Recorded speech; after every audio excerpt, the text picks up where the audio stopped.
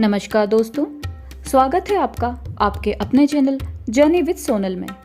और मैं हूं आपकी होस्ट सोनल। वर्तमान द्वारका शहर भारत के गुजरात राज्य के कठियावाल क्षेत्र में गोमती नदी और अरब सागर के किनारे ओखा मंडल प्रायद्वीप के तट पर बसा हुआ है। द्वारिका हिंदुओं का पवित्र तीर्थ माना जाता है। ये सबसे प्राचीन शहरों में से एक माना गया है।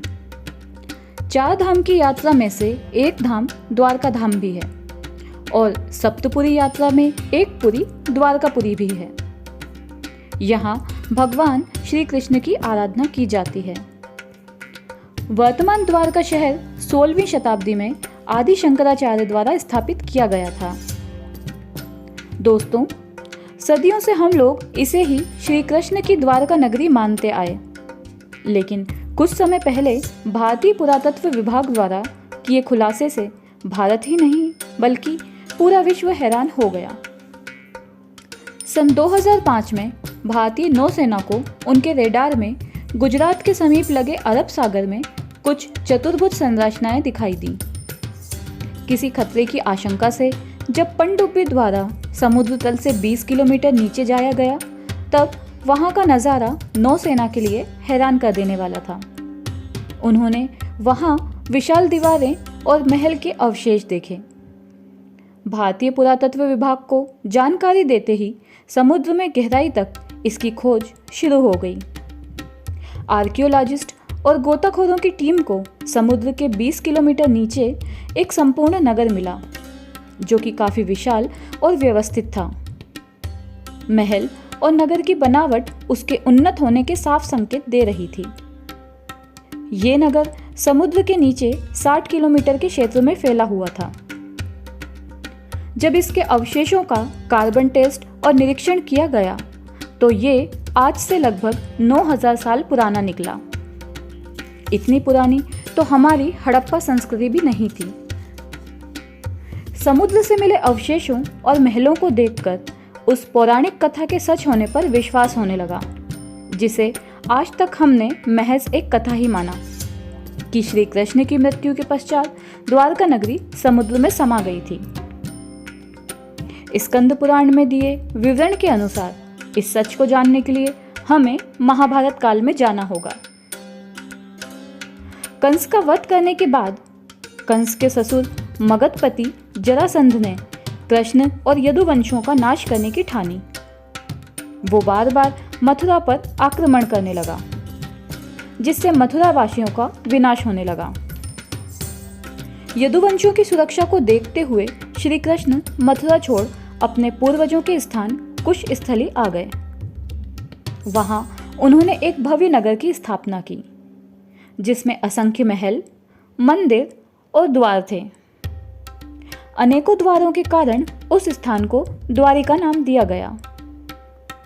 श्री कृष्ण ने अपने परिजनों और यदुवंशियों के साथ वहां 36 वर्ष तक राज और निवास किया। महाभारत युद्ध के पश्चात जब युधिष्ठिर का राज तिलक किया जा रहा था, तब माता कुंती ने अपने 100 पुत्रों की मृत्यु से दुखी होकर श्री कृष्ण को महाभारत युद्ध के लिए उत्तरदायी माना और श्राप दिया कि जिस तरह मेरी आंखों के सामने कौरव वंश का नाश हुआ, वैसे ही तुम्हारी आंखों के सामने तुम्हारे यदुवंश का नाश होगा। इस श्राप के प्रभाव से द्वारिका में अपशगुन होने लगे। यदुवंशी बिना बात ही आपस में लड़ने लगे। श्राप का प्रभाव इतना ज्यादा था कि द्वारका वासियों की बुद्धि भ्रष्ट हो गई और छोटी छोटी बात पर सभी एक दूसरे का वध करने लगे, जिससे धीरे धीरे पूरे यदुवंश का नाश होने लगा। इस विषय में एक और कथा भी प्रचलित है। एक दिन महर्षि विश्वामित्र, देवर्षि नारद और ऋषि कंडव द्वारका गए। वहां यादव कुल के कुछ युवकों ने उनके साथ परिहास करने का सोचा। वे लोग श्री कृष्ण के पुत्र साम को स्त्री वेशभूषा में ऋषियों के पास ले गए और कहा कि ऋषिवर, ये स्त्री गर्भवती है, कृपया बताएं कि इसके गर्भ से क्या उत्पन्न होगा। ऋषियों ने अपनी योग दृष्टि से ये जान लिया कि ये एक स्त्री नहीं बल्कि पुरुष है।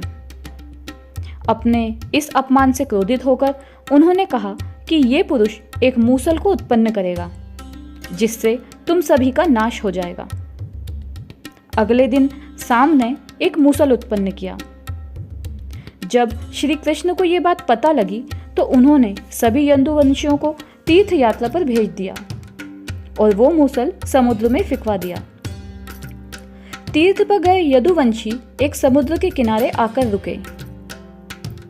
शाप के प्रभाव से उनकी मति भ्रष्ट तो हो ही गई थी।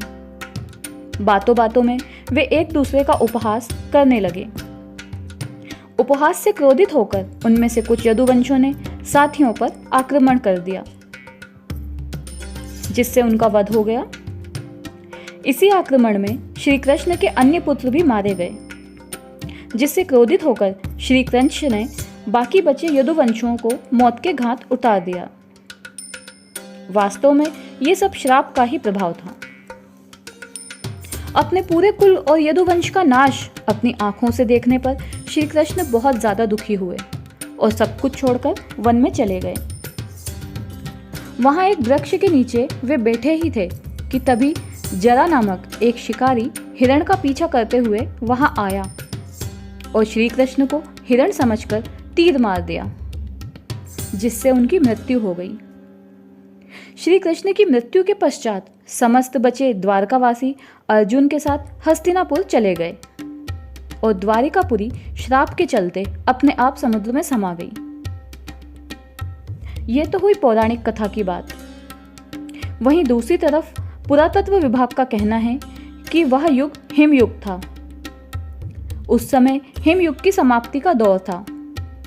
ग्लेशियर और पर्वतों की बर्फ पिघलने से समुद्र स्तर लगभग 400 फीट ऊपर आ गया जिससे उस समय के सभी प्राचीन नगर समुद्र में समा गए होंगे। वैसे इसके बारे में आज भी रिसर्च जारी है। दोस्तों, द्वारिका किसी श्राप के कारण डूबी या हिमयुग के अंत से, ये सवाल आज भी पहेली बना हुआ है। आज बस इतना ही। आपको ये जानकारी कैसी लगी कृपया हमें कमेंट करके बताएं। अगर आपको आज का वीडियो पसंद आया हो तो इसे लाइक और शेयर करना ना भूलें और हमारे चैनल जर्नी विद सोनल को सब्सक्राइब करें। कल फिर आपसे मुलाकात होगी ऐसे ही किसी दिलचस्प जानकारी के साथ। तब तक के लिए नमस्कार।